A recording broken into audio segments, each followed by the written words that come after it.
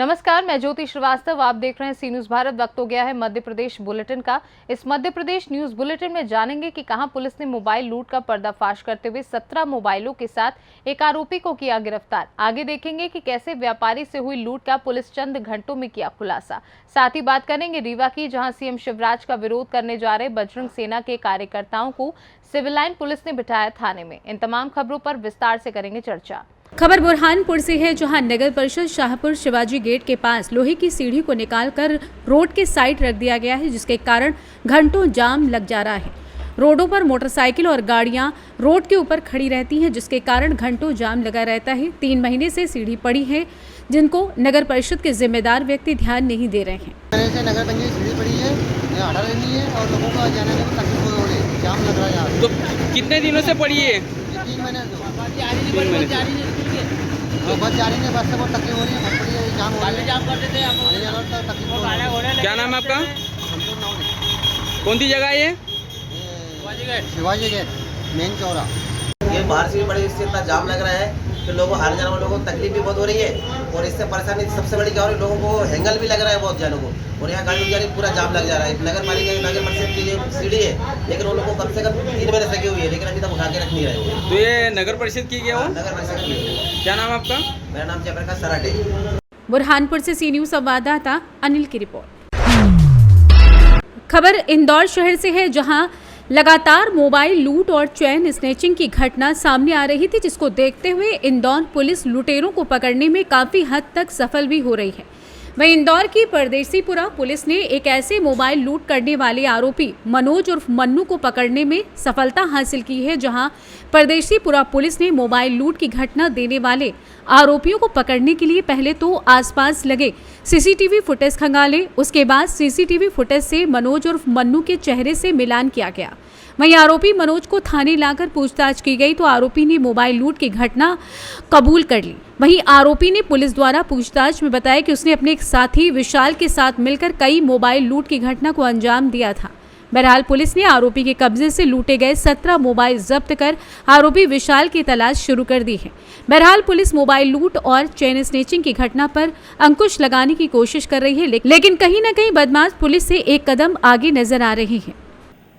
थाना परदेशीपुरा पर दिनांक 3 अगस्त को एक एफआईआर पंजीबद्ध किया गया था। एक व्यक्ति जिससे उसका मोबाइल छीना गया था, तो थाने पे रिपोर्ट किया था उसने, तो 392 के तहत इसमें प्रकरण कायम किया गया था। उसमें ये जब हमने वो उसकी घटनास्थल के फुटेज देखे, तो घटनास्थल के फुटेज पे बारीकी से देखने पर हमारे दो जो शानदार जो प्रधान आरक्षक भूपेंद्र और गौरव शर्मा, इन्होंने बहुत बारीकी से उसको फुटेज को देखा और उसमें जो गाड़ी जो घटना में यूज़ की गई थी, उस गाड़ी के पीछे एक मोनो लगा हुआ था अधिवक्ता का। तो इसके संबंध में जब तस्दीक की गई तो पता चला कि कुछ दिन पहले इसी तरह की गाड़ी विजयनगर थाने से एक चोरी हुई है। तो इसी के संबंध में जब पुलिस ने पूरी घटना के और उस विजयनगर की चोरी के फुटेज और यहाँ के परदेशीपुरा के थाने के फुटेज मैच किए, तो इसमें एक आरोपी चिन्हित हुआ जिसका नाम मनोज उर्फ मन्नू था। उसके बारे में पता रस्सी करने पर वो निरंजनपुर बस्ती का रहना पाया गया। उसको वहाँ से पुलिस ने घेराबंदी करके उसको वहाँ से पकड़ा है और उससे घटना में जो हमारा जो मोबाइल था वो जब्त किया गया लावा का। उसके अलावा उससे 16 अन्य मोबाइल मिले हैं। तो इस तरह से टोटल 17 मोबाइल पुलिस को मिली है। अब इन सब के बारे में जानकारी प्राप्त की जा रही है। इस घटना में उसके एक और साथी जो विशाल उर्फ हाकिम है, वो फरार है अभी, और ये उसको पुलिस उसको भी जल्दी से पकड़ लेगी। और इस तरह से टोटल जो है, और ये व्यक्ति जो मनोज उर्फ मन्नू, उसके टोटल 11 अपराध हैं, जिसमें 4 चोरी के हैं। और इसको पहले पुलिस ने बाउंडवर की कार्रवाई इस पर कर रखी है, तो इसकी बाउंडवर के उल्लंघन की कार्रवाई भी इसके ऊपर की जाएगी। जो मोबाइल आरोपी से जब्त हुए, ये आरोपी कहाँ बेचता था, ये कौन लोग खरीदते थे, क्या ऐसे किसी व्यक्ति को पकड़ा गया है जो माल खरीदते थे चोरी का? इसमें जो जैसा कि लिखा हुआ है कि ये जो व्यक्ति है, एक तो अपने साथी अन्य साथीदारान उसमें जिनके 2 लोगों के नाम अभी क्लियर हुए हैं, एक मनीष है और एक विशाल है। इनके अलावा जो 5-6 नाबालिग बच्चे थे, उनको भी इस्तेमाल करता था इस तरह की घटनाएं कारित करने के लिए। उनको मोबाइल जो है चोरी करने के बाद उस तरह के दिया करता था। तो उनके वारिसानों के बारे में भी, उनके माता पिता के बारे में पता किया जा रहा है कि कितनी उनकी भूमिका है, और अगर उनकी भूमिका पाई जाएगी तो उनको भी इस केस में पूरा आरोपी बनाया जाएगा। कितने आरोपी, कितने आरोप अभी तक इनसे टोटल हमने 17 मोबाइल जब्त किए हैं, एक इस घटना के और 16 अन्य। इन सभी मोबाइल का अब आई में रन करवाया जाएगा और देखा जाएगा कि किन अन्य जो इंदौर के या फिर बाहर के दीगर थानों में किन इन मोबाइल में कोई किसी तरह का अपराध पंजीबद्ध है कि नहीं, इन मोबाइल के चोरी का या फिर लूट का किसी तरह का। सर ये नशे के लिए करते थे, नशा कहाँ से खरीदते थे, कुछ इनसे इनपुट मिला, किसी नशे वाले को पता है?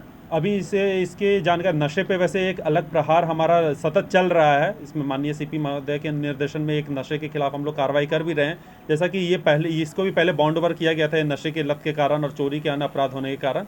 इससे पूछताछ की जा रही है कि बाकी चीज़ों के बारे में इससे पूछताछ की जा रही है। इंदौर से सी न्यूज संवाददाता सुरेश बैरागी की रिपोर्ट। खबर इंदौर से है, जहां भंवरकुआं पुलिस ने हार्डवेयर व्यवसायी के साथ हुई लूट का चंद घंटों में ही खुलासा कर दिया। गौर करने वाली बात तो यह है कि फरियादी ने ही अपने लड़कों के द्वारा इस लूट की घटना को अंजाम दिया था। पुलिस के अनुसार फरियादी ने बताया कि उसे शेयर मार्केट में घाटा हुआ था, जिसका कर्ज चुकाने से बचने के लिए स्वयं लूट की घटना को अंजाम देने का षड्यंत्र रचा था। वहीं घटना में उपयोग की गई मोटरसाइकिल और लूट के कुल 8 लाख रुपए पुलिस ने जब्त कर तीनों आरोपियों को गिरफ्तार कर जेल भेज दिया है। इस संबंध में अधिक जानकारी देते हुए एडिशनल डीसीपी इंदौर अभिनव विश्वकर्मा ने क्या कुछ बताया, आइए आपको सुनाते हैं।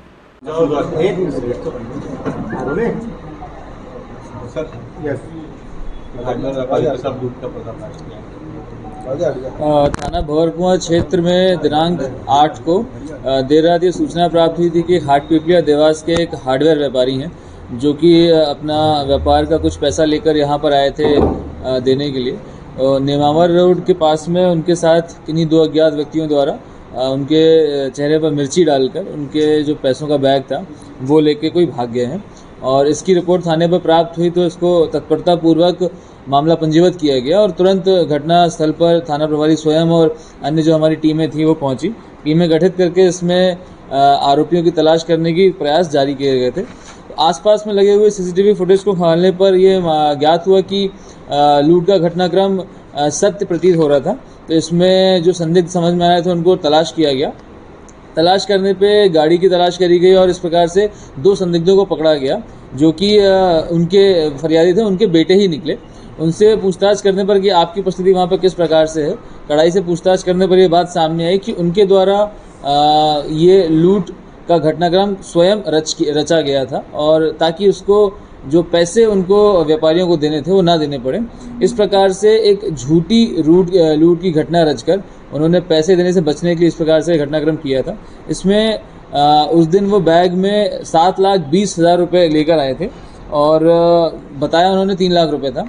तो कुल मिलाकर भी पुलिस ने 7,20,000 का मशरूका इनसे बरामद किया गया, इनके लड़कों से, और एक गाड़ी जो घटना में प्रयुक्त हुई थी वो बरामद करी गई। लगभग 8 लाख का मशरूका बरामद किया गया है। 2 आरोपियों को गिरफ्तार किया गया है इसमें और इनके जो पिता हैं फरियादी उनको भी षड्यंत्र रचने के लिए इसमें आरोपी बनाया गया है। सर क्यों क्या घटना को अंजाम क्यों दिया हुआ है सर? पूछताछ में बात सामने आई है कि इनको लगभग 2 करोड़ रुपए का शेयर मार्केट में लगाने पर नुकसान हो गया था, जिस कारण से इनके पास पैसों की शॉर्टेज आ गई थी और मार्केट में व्यापारियों से लेन देन के कारण इनको जो पैसा चुकाना था वो नहीं दे पा रहे थे। इस कारण से लूट की घटना कायद करके अपना पैसे ना देने पड़े उन्होंने ये घटनाक्रम रचा था। 3 लाख रुपये क्यों बताया इनने? 3 लाख की काई में कराई, 7 लाख बरामद हुए थे। उस दिन बैग में 7,20,000 रुपये थे। उनके पिताजी को ये पूरी बात नॉलेज में नहीं थी क्योंकि पैसे उनके बच्चों ने रखे थे, तो इसलिए उनके पिताजी ने 3 लाख रुपए की बात कही। बाद में पता चला कि 7,20,000 रुपए बैग में थे। सर क्या नाम है आरोपी के? कौन आरोपी है? आरोपी अगेन देवास के रहने वाले हैं, अग्रवाल परिवार के योगेश और प्रशांत अग्रवाल।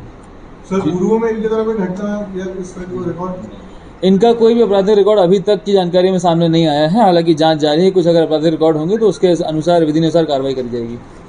इंदौर से सी न्यूज संवाददाता सुरेश बैरागी की रिपोर्ट। खबर इंदौर से है, जहां एक मौलाना का सफाई मित्रों पर कचरा उठाने को लेकर विवादित वीडियो मामला तूल पकड़ता जा रहा है। आज चंदन नगर थाने की बड़ी संख्या में सफाई कर्मचारियों ने घेराव करते हुए मौलाना की गिरफ्तारी की मांग करते हुए आज से पूरे क्षेत्र की सफाई का काम भी बंद कर दिया है। बताते चले कि मामला चंदन नगर थाने का है, जहां आज सफाई कर्मचारियों ने बड़ी संख्या में एकजुट होकर थाने का घेराव किया। वहीं सफाई कर्मचारियों के साथ बलाई समाज के राष्ट्रीय अध्यक्ष मनोज परमार व अन्य सफाई मित्र भी शामिल थे। जहां बलाई समाज के साथ सफाई मित्रों ने मौलाना की गिरफ्तारी को लेकर नारेबाजी करते हुए पुलिस से मांग की है कि मौलाना की जल्द ही गिरफ्तारी की जाए। वहीं आज से पूरे चंदन नगर क्षेत्र की सफाई का काम भी सफाई कर्मचारियों ने बंद कर दिया है। सफाई कर्मचारियों का कहना है कि जब तक मौलाना की गिरफ्तारी नहीं होगी तब तक पूरे क्षेत्र में सफाई भी नहीं की जाएगी। वहीं बलाई समाज के राष्ट्रीय अध्यक्ष मनोज परमार ने कहा कि मौलाना की गिरफ्तारी को लेकर आज प्रदर्शन किया गया है और ऐसा अपमान सफाई कर्मियों के खिलाफ नहीं सहा जाएगा। वहीं मौलाना की जल्दी गिरफ्तारी की मांग की है, तो वहीं दूसरी ओर मौलाना ने स्थिति बिगड़ती देख माफी मांगते हुए अपना एक वीडियो वायरल किया, जिसमें वो सफाई मित्रों से माफी मांगते नजर आ रहे हैं। मैं शादाब खान पिता अब्दुल हमीद, मैं भाई पिछले साल मुहर्रम की 9 तारीख को अपने भाइयों को और मुस्लिम माओ बहनों को, बच्चियों को समझा रहा था कि हमें जुलूस में भीड़ इकट्ठा नहीं करना है। एक तो जाम लगता है, कई बार एम्बुलेंस जाम में फंस जाती है, पुलिस प्रशासन को बड़ी मशक्क़त करना पड़ती है जितनी ज़्यादा भीड़ होती है, और उस वक्त कोरोना फिर देश में पैर पसार रहा था। तो इन्हीं वजहों से हम समझा रहे थे कि हमारे घर में मुहर्रम की तैयारी करें। लेकिन इसी दौरान में जब समझा रहा था कि जब कचरा गाड़ी आपके घर के बाहर आए तो आपको माओ बहनों से कचरा नहीं डलाना है, आपको खुद कचरा डालना है। और इसे समझाने के दौरान बेखुद जानबूझकर नहीं, मेरी ज़बान से ऐसे शब्द, ऐसे अल्फाज निकले जो हमारे सफाई कर्मी, कचरा गाड़ी वाले भाई, उनका यकीनन दिल तोड़ने वाले हैं, उनको ठेस पहुंचाने वाले हैं, चोट पहुंचाने वाले हैं, जिसके लिए मैं दिल से शर्मिंदा हूं। भाइयों यकीन जाने, ये कोई भी शब्द मेरे जानबूझकर या प्री प्लान या किसी उस साजिश के तहत हमने नहीं कहे थे। और फिर ये जब पिछले साल की वीडियो का ये वाक़या हुआ तो इस साल हमने अहद कर लिया था कि अब हम कुछ नहीं करेंगे, लेकिन फिर इस साल ये किसने वायरल कर दी, फिर फैल गई और फिर लोगों तक पहुंच गई, और फिर जो अपने हमारे सफाई कर्मी हैं उन तक भी पहुंची, और मुझे पता लगा कि उनका बहुत दिल दुखा है। भाइयों, मैं इस्लाम के अजीम पैगम्बर को फॉलो करता हूँ, उनके एक एक शब्द को फॉलो करता हूँ, और उनकी एक बात है कि तुम मुझे एक चीज़ की गारंटी दे दो जो तुम्हारे दांतों के दरमियान है, मैं तुम्हें जन्नत की गारंटी देता हूँ। यानी ज़बान, तुम इसे रोक के रखो, किसी को बुरा मत कहो, किसी को गलत अल्फाज मत कहो। तो सोचे मैं कैसे कह सकता हूँ, लेकिन उस वक्त ये कैसे हुआ, मैं उसके लिए फिर आप लोगों से एक बार माफ़ी का तलबगार हूँ, मुझे माफ़ करें। और समस्त वाल्मीकि समाज, पूरे सफाई कर्मी, इंदौर के जो इंदौर को 7 बार नंबर 1 जिन्होंने बनवाने में हमारी मदद की है, हमने खुद आपके साथ चंदन नगर में सफाई रैली निकाली थी। मैं आपसे फिर एक बार हाथ जोड़ के पूरे समाज और सफाई कर्मियों से दिल से इल्तिजा करता हूँ, भाई अपना दिल बड़ा करे और इस भाई को, अपने भाई को माफ़ करे। आपकी एक मुआफ़ी से मेरी ज़िंदगी का सवाल है, मुझे माफ़ करे और शुक्रिया का मौका दे। शुक्रिया भाई। से देखते हैं, इसलिए 2 रुपए रोज लगेगा, 60 रुपए महीना लगेगा, 60 रुपए इनके मुंह पे मारो। तो इस बात से हम अपना आपको अपमानित महसूस करते हैं, और हमने यहाँ पर सफाई कर्मचारियों ने सफाई का काम बंद कर दिया, और सब यहाँ पर आए हुए हैं कि जब तक शादाब खान की गिरफ्तारी नहीं हो जाती तब तक सफाई का काम चालू नहीं होगा। और वो 60 रुपए मुँह पे मारने की बात करता है, हम 60,000 उसके मुँह पे मारेंगे, एक बार वो भी हमारी टट्टी उठाए, हमारा मल उठाए। हम ये कहना चाहते हैं, इतने हजारों सालों से हमारे वाल्मीकि समाज ने आपका मेला ढोया, आपको इनके पैर धो के पीना चाहिए। आज हमारे माननीय प्रधानमंत्री जी उनके पैर धोते हैं, हमारे सफाई कर्मियों के। माननीय मुख्यमंत्री जी हम लोगों का सम्मान करते हैं, माननीय महापौर ये जानते हैं और इनका सम्मान करते हैं। हर वर्ष की तरह हर वर्ष हमारा इंदौर शहर सफाई में नंबर 1 आता है। क्यों आता है? क्योंकि हमारे सफाई कर्मी दिल लगी से काम करते हैं, आत्मीयता से काम करते हैं, तन्मयता से काम करते हैं, और इंदौर को सबसे स्वच्छता में नंबर 1 लाते हैं। और उसके बदले में हमारा यह अपमान हो रहा है, हमारे साथ गंदे शब्दों का प्रयोग हो रहा है, हमको मेहतर और गंदी जाति का कहा जा रहा है, नीच जाति का कहा जा रहा है, घृणित मानसिकता का कहा जा रहा है। उनकी बहन बेटियों की नाखून देखे तो हराम है, हमारी बहन बेटियां क्या अंग प्रदर्शन के लिए? यह अत्याचार हम बिल्कुल बर्दाश्त नहीं करेंगे, इस तरह का अपमान बिल्कुल बर्दाश्त नहीं करेंगे। हम मौलाना की गिरफ्तारी चाहते हैं, शादाब खान की गिरफ्तारी चाहते हैं, और जब तक उसकी गिरफ्तारी नहीं होगी तब तक सफाई का काम बंद रहेगा। हम उसके ऊपर रासुका की कार्रवाई चाहते हैं, उसके मकान को जमींदोज करवाना चाहते हैं। इस मांग को लेकर हम चंदन नगर थाने का आज हमने घेराव किया। सफाई का काम कहाँ बंद करेंगे आप? चंदन नगर क्षेत्र में, वार्ड 2। ठीक है, आपका नाम बता। मनोज परमार, राष्ट्रीय अध्यक्ष अखिल भारतीय बलाई महासंघ। इंदौर से सी न्यूज संवाददाता सुरेश बैरागी की रिपोर्ट। खबर मध्य प्रदेश के जिला रीवा से है, जहां व्यवहारी विधानसभा अंतर्गत मां भारती के अपमान को लेकर मुख्यमंत्री शिवराज सिंह की रैली को काला झंडा दिखाने के लिए जा रहे राष्ट्रीय संगठन मंत्री बजरंग सेना रामशंकर मिश्रा, कार्यकारी जिलाध्यक्ष रीवा सत्यम पांडे, सतना जिला प्रभारी प्रभाकर तिवारी, संभागीय संगठन मंत्री लवकुश त्रिपाठी सहित सैकड़ों कार्यकर्ताओं को पुलिस ने गिरफ्तार किया। रीवा से सी न्यूज संवाददाता अर्जुन तिवारी की रिपोर्ट। फिलहाल के लिए एमपी बुलेटिन में बस इतना ही। देश दुनिया की तमाम खबरों को जानने के लिए देखते रहिए सी न्यूज़ भारत।